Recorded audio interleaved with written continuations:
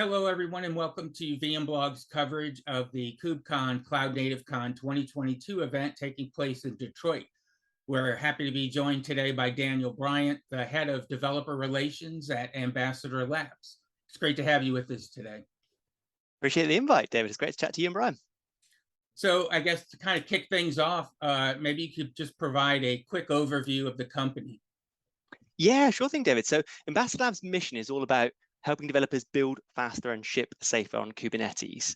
Now, the company itself has been going for 8 or so years, started in Boston in the States, expanded out into the global reach now. We've got folks in Africa, Europe, North America, South America as well. We're a Series B funded company. I can break down some of the problem spaces we're in, some of the tools we've got in just a moment. I'm sure we'll get onto that.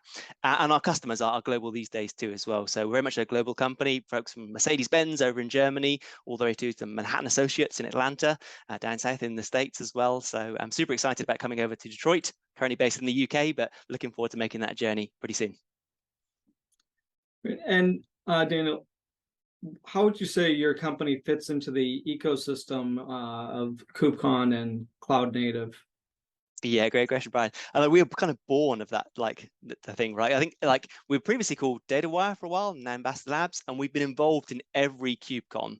Richard, co-founder, and Rafi went to the one in San Francisco. I helped run actually the London one with Joseph Jacks back in when it was like running. So we've literally sort of grown up within that cloud space, if you know what I mean. And we've seen the changes, very much like ops focused initially. And we've got a bunch of products in that space. We've solved a bunch of problems in that space. And over the years, I think the ecosystem has merged more towards like developer first now. Developers are kind of delivering the business value, right? And that's sort of my background, coming from a development background. And we've grown with that too. As KubeCon has kind of evolved more into that developer first mindset, we've come along on that journey as well. So we're always, we're always super excited to go to a KubeCon. It is the place for us, right? We get twice a year, super lucky in Europe. I was in Valencia earlier in the year. North America, so looking forward to. You can't beat it for a place to connect with folks that are like-minded, kind of our peers, right? It's great to chat to yourselves as well, put the message out there. But principally, we learn so much from the community. Do you know what I mean? Like just showing our staff, asking, what's your problems? What's your blockers? And the conference is just fantastic. The ecosystem, like the CNCF have created, right? It's just fantastic for that. So we are long-time supporters and long may it continue, right?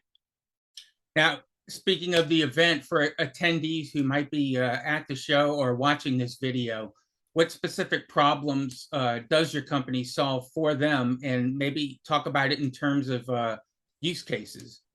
Yeah, sure thing, David. So we've got 2 problem spaces we're active in, right? So one of them is how do you get your user traffic to your backend services? And how do you do that in a self-service manner, a developer-focused manner? And then you want to be, secure, observable, scalable, right? Those kind of things. This is the API gateway space for folks sort of like nodding along, thinking, that sounds pretty much like Ingress, pretty much like API gateway, and they would be correct. So we have Emissary-ingress, CNCF project, open source project, built on top of Envoy proxy. And then we also have commercial offerings, kind of open core, Ambassador Edge Stack, which is built on top of Emissary-ingress. So all the things I mentioned, developer-focused, self-service, API gateway space. Our second line of products is around that developer fast feedback loop. And there, the thing I noticed when I was a developer is containers are amazing, give you a lot more portability, open up, new ideas, right? New potentials, but you can get a bit tripped up. There's just more layers involved. And particularly when you're in that inner dev loop, you're trying to go super fast, right? You're trying to solve a business problem. But now with microservices, there's just more things out there. The combination of these extra layers, containers, software-defined networks, all these things, and there should be more dependencies, that inner dev loop is really tricky to keep fast. You often find yourself coding, building a container, shipping it up to your remote cluster, doing some tests, getting feedback. And Telepresence, again, another open source CNCF tool that we founded and donated to the CNCF. We've got a commercial open core offering on top of that one too. And this addresses that problem by joining your local dev machine, your laptop, into the remote cluster. So I can literally interact with all these remote services running, they're not burning my CPU cycles right locally, but I can interact with databases, I can interact with services, I can test APIs, these kind of things, and I can do it all without that super slow build the container, ship it up configure it, deploy it in there. Telepresence literally puts my laptop in the cluster. And as a developer, magic, right? Super fast feedback, love it. Now, you've talked a little bit about what your product does, but maybe you can go into a little deeper dive and give us kind of a rundown of your company's technology offerings and what they do. Yeah, Brian, great. And hopefully I've covered it sort of a bit there from the two products, right, with Emissary-ingress, EdgeStack, and also with Telepresence. And what I would say to folks is joining those is our Ambassador Cloud offering. So we've got a SaaS offering, free to sign up, and that joins the two things there, right? So we're all about developers being able to quickly understand their landscape, so see their services in a service catalog. But critically, once you're seeing your services, how do we get traffic into there, right? That's the EdgeStack running in the cluster. You can do all the things you know and love as an operator. You can Helm config stuff, you can use the CLI, right? But we provide that really sort of frictionless experience in the cloud, in Ambassador Cloud, for configuring all your edge requirements. So as a developer, I can very easily like create a new microservice, map a route to it, add some retries, add some timeouts, add some observability into it, all super simple there, right? And Ambassador Cloud also allows you to very easily fire up telepresence and control not only the way you're interacting on your local dev machine with a remote cluster and getting that fast feedback loop, but I can critically share it with my peers. I find myself doing this, even my day job, right? We have a way of creating a preview URL, which is a secure link you can share with, like, say, yourselves as an engineering manager, for example, or a stakeholder. You can access the changes on my local machine I'm coding away in combination with the remote services running in a cluster. So that's like a real nice way to get that fast feedback loop. A lot of all our stuff really is all developer focused. We love the ops people, don't get me wrong, I've done that role as well, right? And there's value for both things, but we definitely see the tide shifting towards developers in this space, and we're trying to get ahead of that sort of wave by offering this very frictionless, very developer focused experience through the two tools, EdgeStack and Telepresence, but joining them together with that cloud service catalog experience as a single point to kind of jump off and start doing your day-to-day day job. Now, what would you say makes your offering unique or differentiated in the market? I always like this question, right? Because I can do some of the humble brags, right, or whatever. And I think the biggest thing is that developer focus, right? I was lucky enough to present at KubeCon Valencia a few months ago, and I'm old enough to put up the slide with the meme of Steve Ballmer doing developers. I'm sure some folks will remember that, right? And I think we lost that in the space, and we're trying to pull it back in. Very much at Ambassador Labs, we're all about that coding, shipping, running, but through the lens of a developer. Right, we want to make it as easy as possible for folks to come up with a hypothesis, right? Come up with an idea and get it in front of customers as fast as possible. And you cannot have those handoffs if you're doing that, right? Netflix and other folks talk about full cycle developers, the ability to be able to do soup to nuts. I've got my idea, I set up some success criteria, I ship it out there, get some feedback, and I iterate as fast as possible, right? And we are all about enabling that. That's our secret sauce, right? Developer focused, self-service, fast feedback.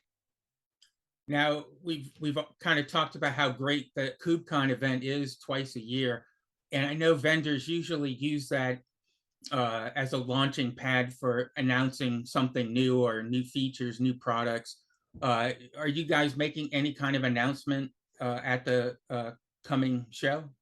Yeah, for sure, David. It is like the place to do the announcements, right? So we've got a bunch of interesting telepresence features coming in, particularly geared around helping you scale your usage from an individual developer to your team. So lots of stuff we'll be demoing at the booth around what's called saved intercepts, the ability to very easily set up complex configuration, so like route from your local machine to your remote machine, do like fast feedback, but one person can set it up and then they can share it super easy. There's a bunch of other improvements we're going to do in that space with telepresence. With EdgeStack, we've got our cloud diagnostic UI that's now going into the cloud.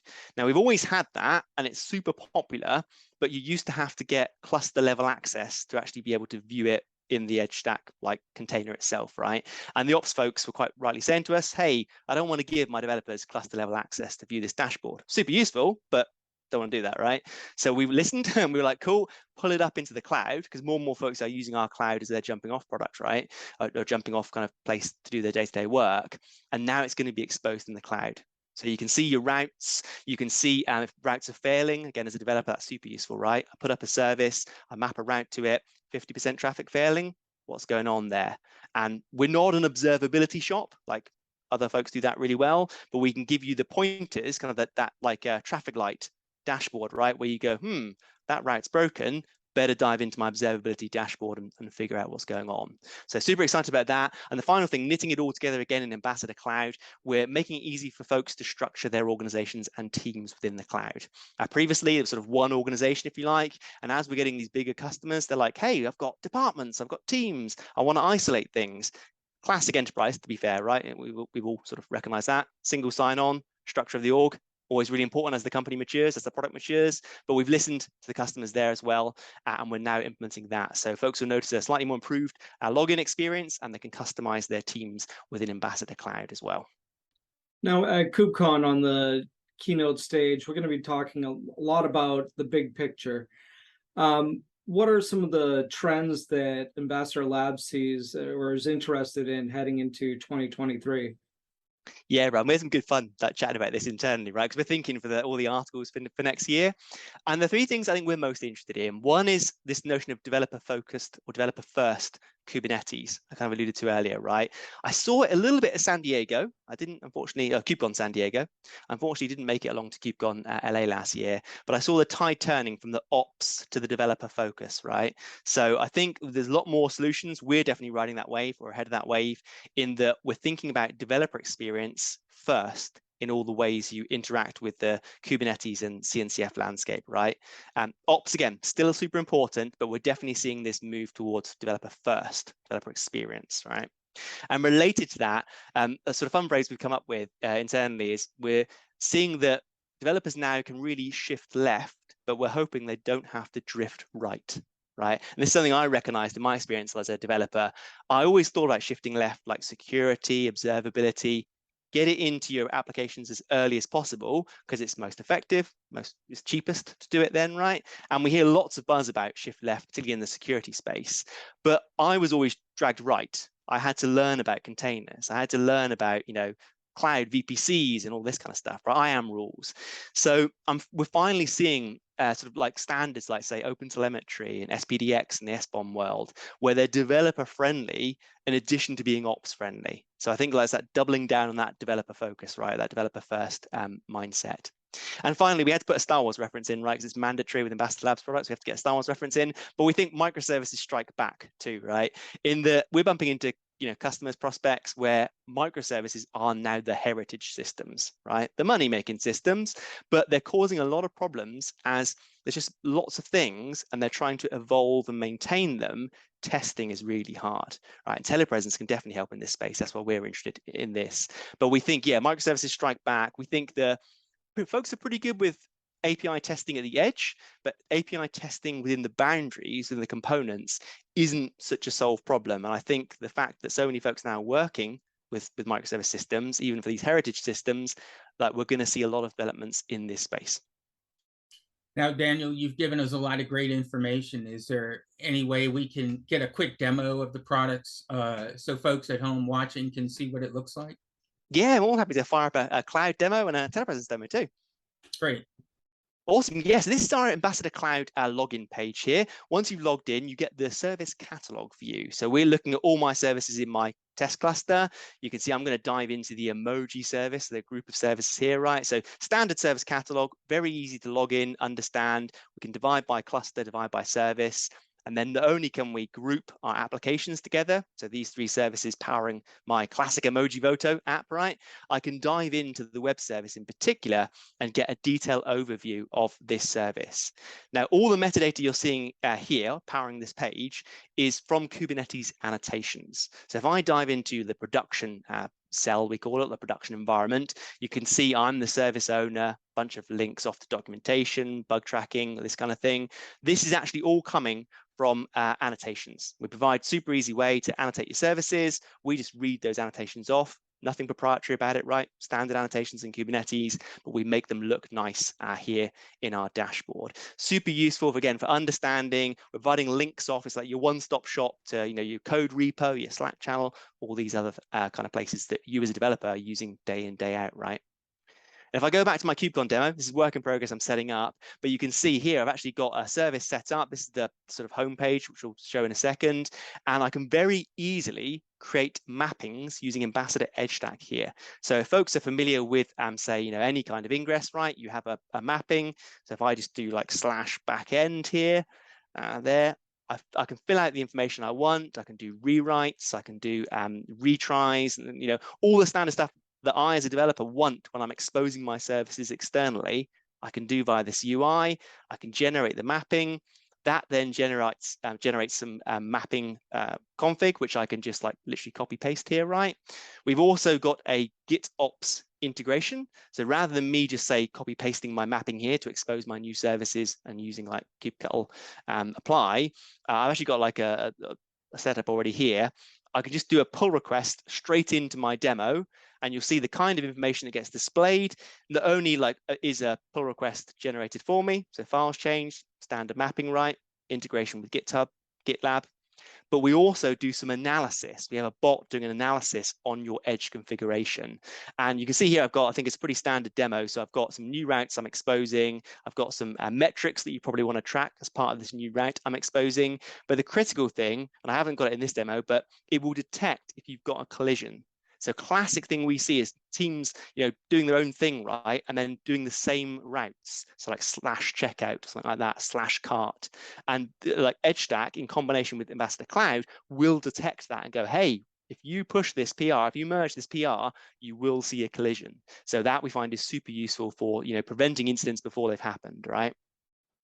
That's pretty much the web app and Edge Stack running in the cluster, exposing the actual services to the users. Let's now dive into a quick telepresence demo. I've got a very simple application running, bunch of services powering it, Ambassador Edge Stack on the ingress. And the main thing for the demo is you'll notice the text here is green, right? In the welcome to the EduCore web app. If I drop to my terminal, this is actually a view, I've aliased K, kubectl. This is a view of the services behind that web app being powered there. Now, what I can do with telepresence is join up my local machine to that remote cluster seamlessly. And what I'll do is I've actually got a local copy of just one of the services powering this application here in IntelliJ. It's just a Java service. I'll spin it up in debug mode, and we'll use that in combination with telepresence to make a change dynamically, right? So if I quickly do telepresence, connect here. This will just connect me into the cluster using telepresence. Takes a minute or two, looking good. Now I can actually do some super cool things like curling the service remotely as if it was local now, right? So I think I've got it in my history. If I go up through, yeah, so I can curl the data processing service, which we can see here in the default namespace and I can look at the color endpoint and get data back. Now imagine you can't curl that normally because I'm not mapped into the cluster. It would just be an unknown host, right? So already telepresence allows you to look into your remote cluster, test the APIs, get data back super fast. When I'm doing like exploration, trying to figure out what these services are doing, I use telepresence connect to do that a lot. But the more exciting thing is doing telepresence intercept. I just spin that up and we'll do the data processing service. It is running on port 3000. This will take a minute or two just to get set up. Oh, actually, that was quicker than I expected. That was very, very good. And now if I make a request, going back to my original app, right, we should see the IntelliJ debugger light up because I've set some breakpoints in my local service here, right? So I'm curling against some services running up in the cloud somewhere. Hit there, breakpoint gets hit, traffic has been routed to my local machine. I've actually already got a variable set up, so I just edit that variable on the fly, right? Like so.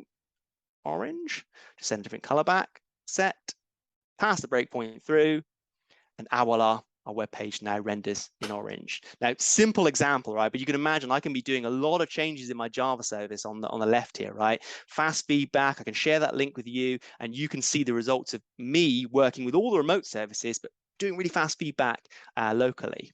And I haven't shown you the full power preview URLs, but we can make that URL secure and I can isolate so only certain people will be seeing my changes, not everyone, because you definitely like on a shared staging environment, you don't want everyone to be hitting your local machine, right, with telepresence. But we've got a way, if you're passing headers down through the stack of your microservices, we can isolate your changes as long as you're passing the header down, you see the changes, If you're not passing the header down, you don't see the changes as well. So lots of powerful options for isolating this fast feedback loop and for sharing securely with your colleagues and getting feedback too.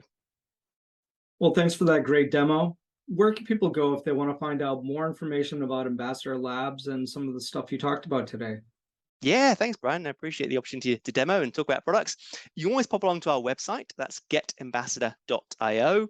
You can pop along to our Slack channel. That's a8r.io/Slack. We love chatting to folks there. You can obviously see us at KubeCon as well. We're going to be very active on our booth there and doing a couple of talks as well. So love to come and chat to folks. So you can always find us both at KubeCon and in the interwebs too. Well, I want to thank you for being part of our KubeCon coverage, and we look forward to seeing you at the show. It's been a pleasure, Brian. David, thank you.